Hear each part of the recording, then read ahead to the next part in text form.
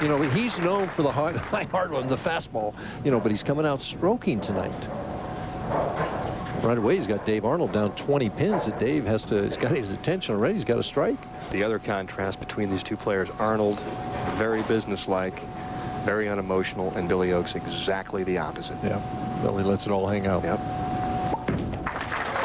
Inside his target, and he pays the price, lucky to leave just the 3-pin. See, not carrying will make you do that. You want to get it up there dead flush. When you're carrying, you trust it and you send it out, figuring that no matter where it hits in the 1-3, it's going to strike.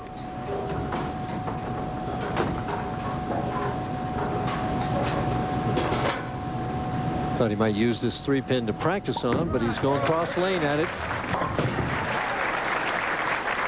Both these players, Mike, have struggled really in championship round play. Arnold 8-10, and or I should say 5-12, and Bill Oakes 8-10. So neither player with a winning record in the championship round. And Billy only averaging 193 on the TV pair, with Dave averaged 210. So they didn't exactly rip this pair up.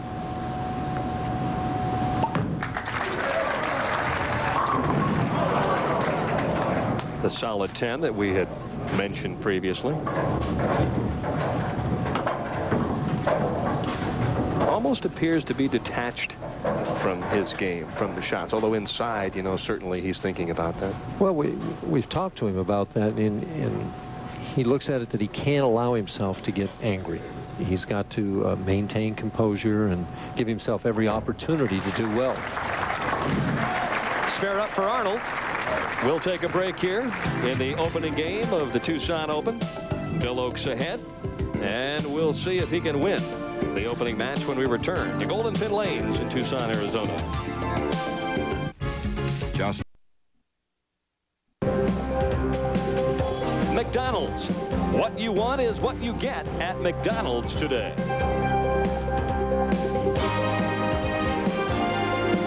20th consecutive year the PBA Tour has staged a national event here at Golden Pin Lanes. The 33rd consecutive year the pros have bowled here in Tucson.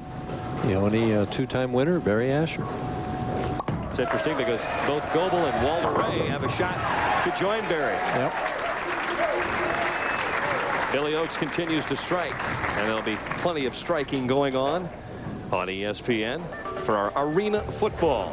The Storm on the road against the Arizona Rattlers. And I'll tell you what, it's 110 degrees outside. I'd like to be playing arena football myself, where it's nice and air conditioned. Well, outside it would really be tough. Of course, I guess you can't play arena football outside, huh? Oakes by 31. He has come out striking. Oh, nice break. Backhanding the 4. Keep in mind, Michael, Billy Oakes shot 300 in the 3rd round of this tournament this week. You know, interesting here. I'm looking at Billy. He's made $16,000 so far this year and change, averaging $213. I mean, that's a decent average, $213, and can't make any money out here. Dave Arnold's averaging $219. 6 pins a game more. Well, right now, Walter Ray is 224 plus, and he's in the midst of setting an all-time scoring record. And Dave Arnold would love to have 224 at this point. Right. The same shot he made the previous time on this lane. He has this tendency to sometimes drop that right shoulder. Look at that shoulder. Drops down. See it go down. The ball goes left, right through the heart. Needs to hit the 3-pin on the right, slide it into the 7. The ball will take out the 6.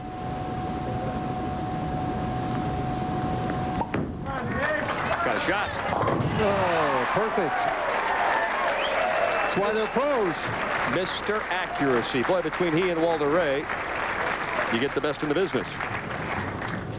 Well, they know Walter Ray is Deadeye, but this guy is Deadeye Jr. as he makes the 3, 6, 7. Still no emotion. Of course, he's 30 pins behind. I mean, why should he get excited? 40 pins behind. He'll take anything at this moment. And finally a strike. So you have to start somewhere. That's what Dave Arnold's telling himself. Meanwhile, Bill Oakes wants to keep the string alive. And you know, with Billy, as the string increases, the heartbeat gets faster and the emotion gets up, and his whole battle is to keep himself under control.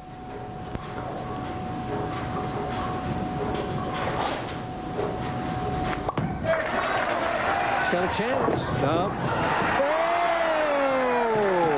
Oh, you spoke too soon, Kimosabe. Oh. Two-pin out very, very late, and Oakes is saying, you know, I backed in last night, and now I've backed in against the two-pin. Let's watch and see what gets the 2. There's the headpin going to the wall. It comes back. The 5 falls into the 4, and the 5 hit the 2. The head of the 5 got the 2. Bounced off the 4 and got the 2. It's how to make the bucket with the first shot. Consummate pin action by Mr. Oakes, who can't believe that he is still alive. Trying for number 7. Not quite. Much better shot, but not as good a result. Well, that's what's great about the game of bowling. We'll be back with more of our opening match. Bill Oakes with the first 6 towels off and says, I've got the lead.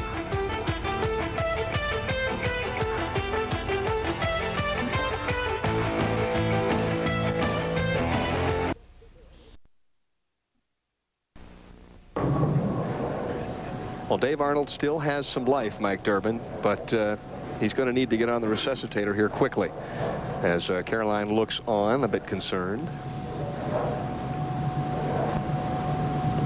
Got a double here sometime. Mr. Hurry. Well, this lane just got him buffaloed. Yep.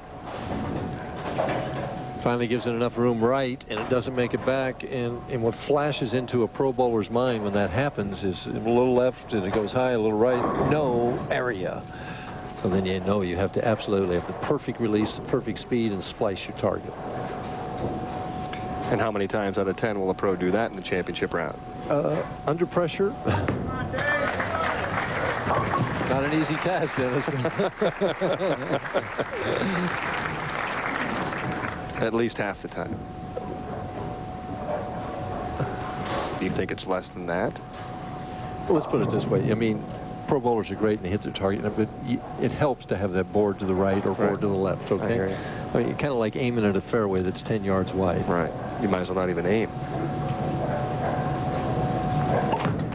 This lane's been good to it. Not this time. 6-pin wraps around the 10, and sometimes it's not meant to be. Well,